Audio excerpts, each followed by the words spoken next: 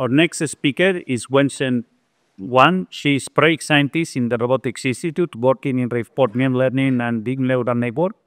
And she will talk about robust visual and multimodal SLAM, which is a key component for many AR/VR applications. Thanks, Fernando. I'm here to talk about some of my work and the work from our lab. My name is Wenshan Wang. I'm a faculty in Robotics Institute. I became a faculty last year, but I was here, I think, 7 years ago, and I started at the postdoc. So I want to first acknowledge a lot of collaborators from our lab, and on a lot of our my talk today is the work made by these students. And so for the extended reality, so we all know that it has numerous applications. It's not only for game and manufacturing. It can also extend to much more different application scenarios. As we see in the agricultural, in the tourism, or in more safety critical situation like putting out the fire for helping the firefighters to fight the fire and wildfire. So as we see, as we move along the axis, a lot of these environments becomes more unstructured and also more safety critical. So we all know SLAM is one very specific and critical part of this technology. In general, SLAM is trying to solve the problem of where the device is and also try to reconstruct the environment in real time. So usually in robotics, SLAM take advantage of all kinds of sensors, like LiDAR, camera, IMU, and GPS, and other sensors, and trying to estimate the pose of the device, as well as to reconstruct photorealistic map or very detailed environment using all these sensor modalities. As the environment gets more unstructured and safety critical, the problem also becomes harder and harder. So there's a lot of overlap between SLAM for robotics and also SLAM for the extended reality. First question I want to ask is SLAM solved? So we see a self-driving car running around. It seems like SLAM is not a big problem for it anymore. But if you look at the more unstructured environment and the situation, so SLAM is also still a very hard problem. If you want to develop a very robust and practical SLAM system on the edge device, like the goggles or the cell phones, it becomes even more problem in terms of how to make it more efficient or how to make it more reliable of these devices. I would like to share some of our work in the scope of how to make SLAM more robust and more practical. So I will first share the data set we collected for solving SLAM in challenging environments, and how to do more robust SLAM in dynamic environments. We want to deploy this device in very crowded environments. There's a lot of moving objects like people, like cars, and usually those are very hard problem for SLAM. And utilizing the data set, we also propose this uncertainty model that allow us to better identify reliable and unreliable features in the environment, how to make the SLAM more robust. Also in some very challenging environments, like smoke environments, like very dark environments, we rely on additional sensors like thermal camera here to safely, robustly track the robot motion and as well as reconstruct the environment.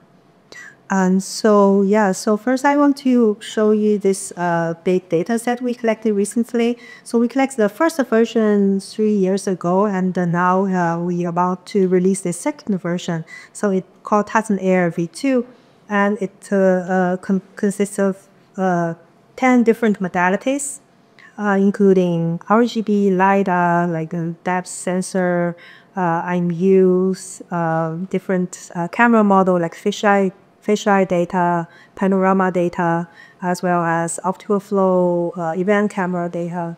So and we collect this data, photorealistic simulation, and in very diverse scenes. We set up over 70 different scenes. And we set up these very challenging features like rain, snow, fog, and dusty environments in simulation, and collect a lot of data.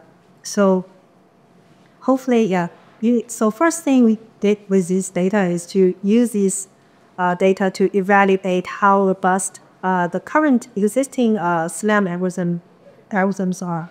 So we found, a lot of cases. So the SLAM algorithms are, although they are very accurate in these in simple trajectories, but in our challenging trajectories, they usually don't perform very well.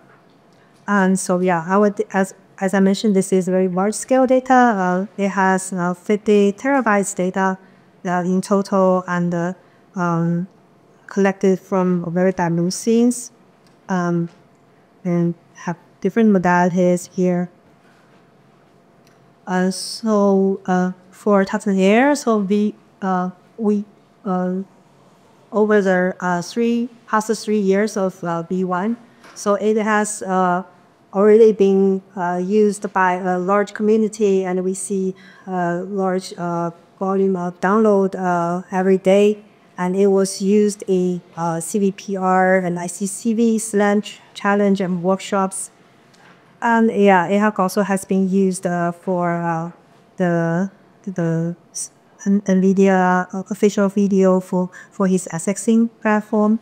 So we see a lot of use cases, not only for SLAM. A lot of researchers use our data for other visual problems like depth estimation, like representation learning, and so. So we expect with multimodal, with more modalities for the V2, we can have open more research opportunities for both community. So next I want to share some of the work we did utilizing our data sets, and we are trying to address the challenging cases in the SLAM problem. So first I'd like to introduce this Titan SLAM. So this is an algorithm designed for dynamic shapes. So the principle, the high level concept is quite simple. So we know that the dynamic object and the camera motion is interdependent.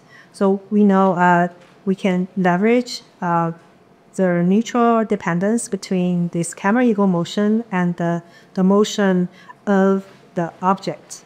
So we know, so for example, if we given the camera motion, we can just use epipolar geometry to figure out which part of the image is moving and which is static, right? And given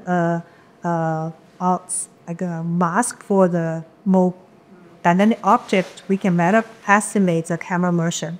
So with this simple idea, we designed this structure which can simultaneously estimate a mask for the dynamic object, and as well as the matching estimation for the dynamic scene. So with this these two in parallel, we can get better camera motion estimation, as well as which part of the image is moving. And I'll just show very quickly how it works. So numerically, it outperform existing algorithms or dynamics dataset. And this is a showcase of how it works in some trajectories. We collect the simulation. It can generate these masks for dynamic object and track the camera motion better than the baselines. Yeah, so I skipped some other examples. I'd like to share some more, like this work we utilize our large data set and trying to understand the uncertainty estimation in depth estimation as well as the matching between two frames. Leveraging this, we built this metric aware uncertainty estimation model.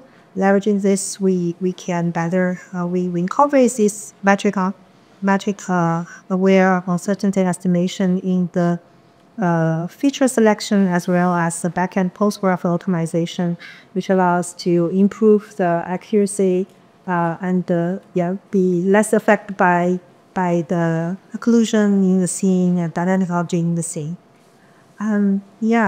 So you can see, we can just track camera motion with this very aggressive motion.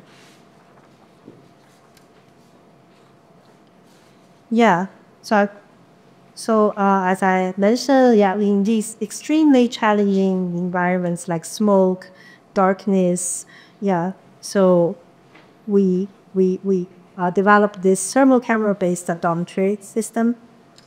I'll skip the details, but in high level, so we combine both features both from the RGB camera and thermal images, combine them with uncertainty estimation. We mentioned before we can fuse these together and better track the camera in all these challenging situations. So as a summary, so visual SLAM in challenging situation is still a very open problem, and we found this large-scale simulation data set helps a lot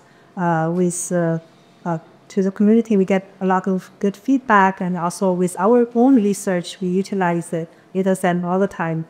And trying to make it more robust, we also have developed algorithms combining multiple modalities.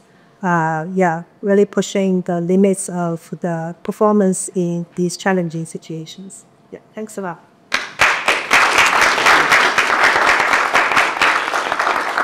We have time for a question before the break. So when we have wearable AR glasses, we are going to have cameras, they are going to perform visual SLAM. What do you think are the major challenges that need to be resolved, for AR applications when we have cameras in AR Plus? I guess the computation is a big limitation, and we spend a lot of time deploying, even with us, a lot of applications on drones, right? And drones also have very limited capability to load. In terms of weight, it can only carry very small computers. So so we spend a lot of time to accelerate the algorithms, to distill the models and so on. This is quite challenging, right? Like a lot of our recent advances, adding more computation, right? The computers become bigger and bigger when more GPU, but make them efficient and they're practical is a huge challenge. Okay. Thank you very much.